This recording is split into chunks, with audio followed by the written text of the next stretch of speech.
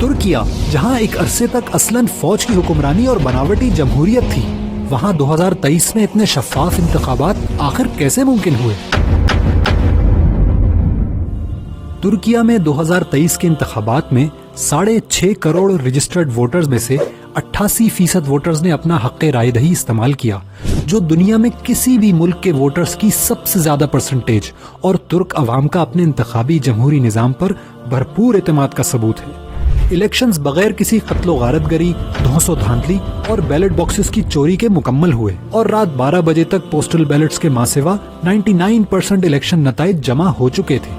جدید ترکیہ کی تعمیر و ترقی کی سب سے بڑی وجہ اسلام پسندوں کا سیاست کی باغ ڈور سنبھالنا ہے۔ اسلامک موومنٹس کا سب سے بڑا کنٹریبیوشن یہ ہے کہ انہوں نے ترکیہ کے انتخابی نظام کو شفاف اور قابل اعتماد بنایا،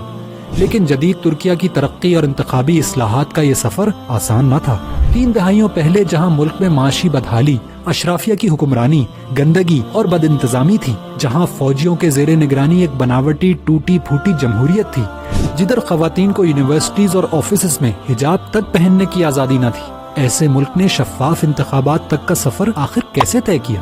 ترکیہ میں ایک عرصے تک ایک ایسی جمہوریت رہی جس میں فرینڈلی انتخابات ہوتے تھے۔ فوج نے عالمی قوانین کی ریکوائرمنٹس پوری کرنے کے لیے 2 سیاسی جماعتیں بنائی ہوئی تھی، اور انہی کے درمیان اقتدار گھومتا رہتا تھا، جبکہ اصل اقتدار فوج کا ہوتا تھا۔ کسی نظریاتی اور اسلامی جماعت کا اقتدار تک پہنچنا ناممکن نظر آتا تھا، لیکن اسلامی جماعتیں ان مشکل ترین حالات میں بھی جمہوریت اور پرامن طریقے سے اقتدار حاصل کرنے کی کوششوں میں لگی رہی۔ جدید ترکیہ میں اسلامی تحریک کے قائد ایک انجینئر اور ماہر تعلیم نجم الدین اربکان صاحب تھے، جن کی فکری آبیاری سید مودودی اور سید قطب شہید رحمۃ اللہ علیہ کے افکار سے ہوئی۔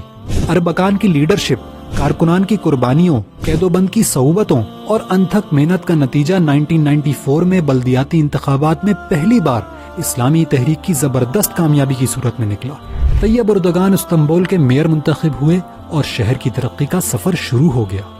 ترک عوام نے بلدیاتی نظام میں اسلام پسندوں کی شاندار خدمات کو سراہتے ہوئے 1996 میں اسلامی تحریک کے سربراہ نجم الدین اربکان کو وزیر اعظم منتخب کیا، جنہوں نے آتے ہی ملک میں اصلاحات کی ابتدا کر دی۔ لیکن ترکیہ پر مسلط مضبوط فوجی ٹولے کی سازشیں بھی اسی دوران جاری رہیں، اور 1997 میں نجم الدین اربکان کو سزائیں سنا کر فوج نے ان کو حکومت چھوڑنے پر مجبور کر دیا۔